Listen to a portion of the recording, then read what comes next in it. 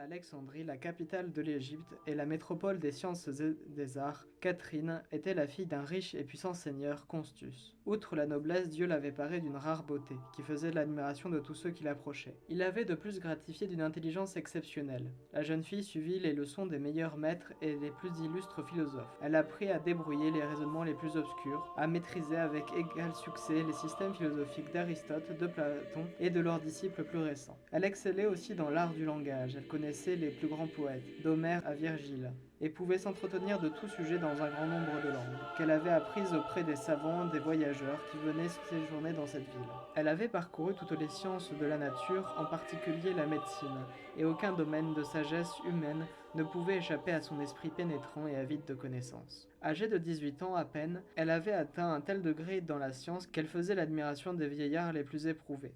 Cette réputation, la noblesse de son origine, sa beauté et sa richesse la faisaient envier par de nombreux prétendants, qui se présentaient pour la demander en mariage. Mais Catherine, pressentant intérieurement l'excellence de la virginité, refusait toutes les demandes et avait posé à ses parents comme condition de n'accepter pour époux qu'un jeune homme l'égalant aussi bien par la noblesse que par la richesse, la beauté et la sagesse. Sa mère, désespérant de trouver un tel parti, envoya la jeune fille prendre conseil d'un saint ascète chrétien qui vivait un peu en dehors de la ville. Celui-ci dit à Catherine qu'en effet, il connaissait un tel homme, et que sa sagesse était encore bien supérieure,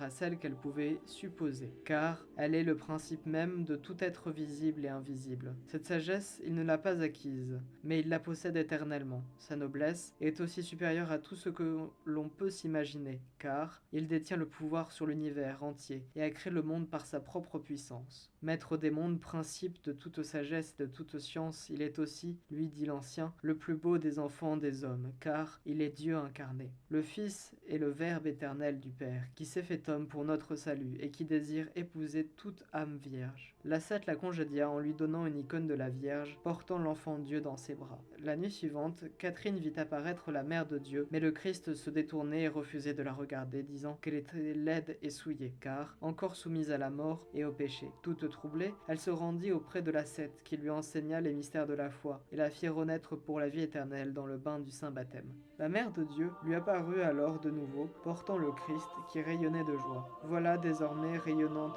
et belle, riche et vraiment sage, dit le Seigneur. Maintenant je l'accepte comme ma fiancée très pure. Pour sceller ses fiançailles célestes, la mère de Dieu passa au doigt de la jeune fille un anneau et lui fit promettre de ne pas accepter d'autre époux sur la terre. Or, à cette époque, l'empereur Maximine d'Aïa, à la suite de Dioclétien, voulait contraindre, sous peine de torture et de mort, ses sujets à participer à des sacrifices idolâtres en signe de soumission à sa puissance. Comme on procédait à de tels rites impies à Alexandrie, Catherine se présenta devant l'empereur, dans le temple, et lui rendit hommage comme souverain, mais condamna sévèrement le culte des créatures. D'abord frappé par l'éclatante beauté de la jeune Vierge, par son audace, l'empereur l'écouta développer ses raisonnements et fut conquis par sa sagesse. Catherine lui proposa d'affronter dans une discussion publique les sages et les rhéteurs les plus fameux de l'Empire. Le souverain accepta et envoya des messagers aux confins de tout l'Empire pour rassembler sages, philosophes, rhéteurs et dialecticiens. Ils vinrent au nombre de 50 à Alexandrie et se présentèrent devant l'empereur et la foule rassemblée dans l'amphithéâtre avec, face à eux, la frêle jeune fille, seule mais rayonnante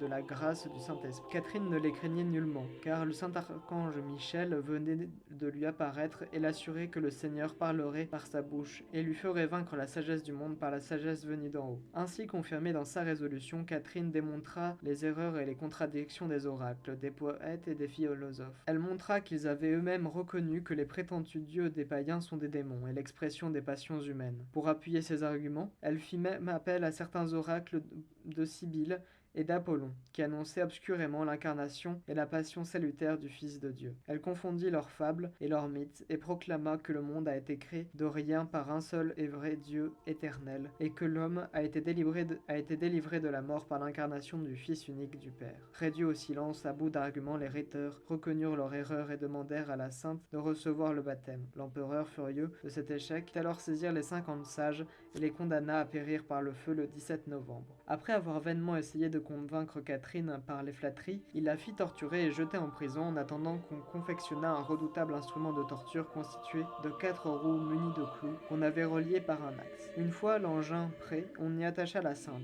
mais un ange vint la délivrer et le char de la mort dévala à la pente en tuant de nombreux païens sur son passage. Devant de tels exploits, la propre épouse de l'empereur se convertit à son tour. Elle rendit visite à la sainte martyre dans sa prison en compagnie du général Porphyre, un ami proche du souverain, et de 200 soldats, qui devinrent eux aussi disciples du Christ. Sainte Catherine les accueillit avec joie et leur prédit qu'ils remporteraient bientôt la couronne des valeureux athlètes de la foi. Apprenant la défection de ses proches, l'empereur, fou de rage, et oubliant tout sentiment humain, fit cruellement torturer sa femme et ordonna de la décapiter le 23 novembre. Et le lendemain, il fit exécuter Porphyre et les soldats. Le 25, Catherine fut tirée de son cachot et apparut au tribunal plus belle et plus éblouissante de joie céleste que lorsqu'elle y était entrée, car elle voyait que le jour de son union au Christ était arrivé. On l'emmena en dehors de la ville, après une dernière prière d'action de grâce au Seigneur qui lui avait découvert les trésors inépuisables de la vraie sagesse. La sainte eut à son tour la tête tranchée. 2 anges se présentèrent alors et transportèrent son corps d'Alexandrie au mont Sinaï.